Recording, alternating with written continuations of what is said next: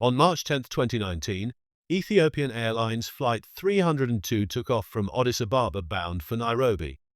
Just 6 minutes later, the Boeing 737 MAX 8 plummeted into a field, killing all 157 passengers and crew. It was the second catastrophic crash involving Boeing's newest aircraft in less than 5 months. What investigators later uncovered was deeply unsettling. A design flaw known to Boeing, overlooked warnings, and a regulatory failure that allowed the jet to remain in service.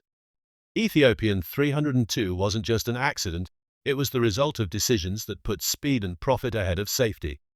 A new aircraft with old problems. The 737 MAX was Boeing's answer to the Airbus A320neo, promising better fuel efficiency without requiring airlines to retrain pilots extensively. But to achieve this, Boeing equipped the MAX with larger engines mounted higher on the fuselage, which changed the aircraft's aerodynamics.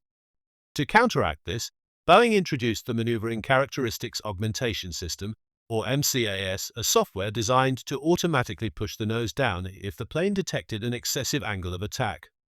Crucially, Boeing did not highlight MCAS in pilot manuals, believing it unnecessary to disclose. This decision would prove fatal. The first warning: Lion Air 610. In October 2018, Lion Air Flight 610, another 737 MAX, crashed into the Java Sea shortly after takeoff from Jakarta, Indonesia, killing 189 people. Investigators quickly focused on MCAS, which had activated repeatedly due to faulty sensor data, forcing the nose downward until the plane slammed into the ocean. Boeing issued a service bulletin instructing pilots how to handle runaway stabilizer trim, but did not ground the fleet. Regulators worldwide allowed the MAX to keep flying, despite growing concerns about whether the design was fundamentally flawed. The disaster of Ethiopian 302. Less than 5 months later, Ethiopian Flight 302 faced a nearly identical scenario. Minutes after takeoff, erroneous sensor readings triggered MCAS, forcing the aircraft's nose down. The pilots fought desperately to regain control, pulling back on the yoke and following Boeing's post-Lion Air guidance, but the system reactivated multiple times. In just 6 minutes, the aircraft reached speeds beyond its design limits and impacted the ground at nearly 700 miles per hour. The similarities between the two crashes left no doubt. This was not an isolated incident, but a systemic failure. Boeing's role and regulatory failure.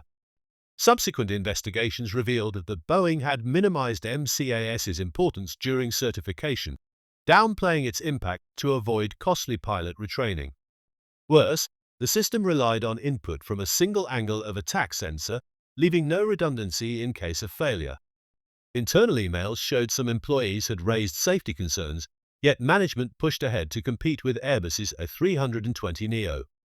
The Federal Aviation Administration's oversight also came under scrutiny.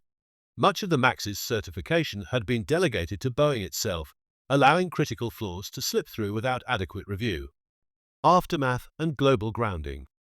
The crash of Ethiopian 302 forced aviation authorities worldwide to act.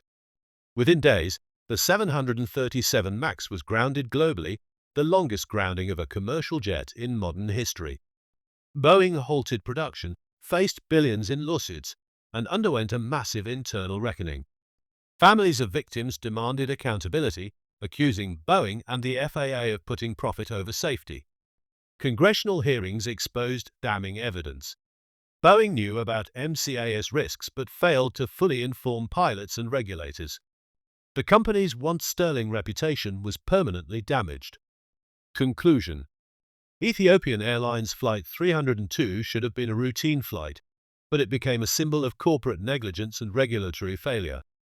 The 737 MAX has since returned to service with design fixes and enhanced training, yet many still question whether trust can ever be fully restored. The lessons are stark. When safety warnings are ignored and profit is prioritized, tragedies become inevitable. As the aviation world moves forward, the memory of Ethiopian 302 remains a warning, a reminder that no aircraft should fly until it is truly safe.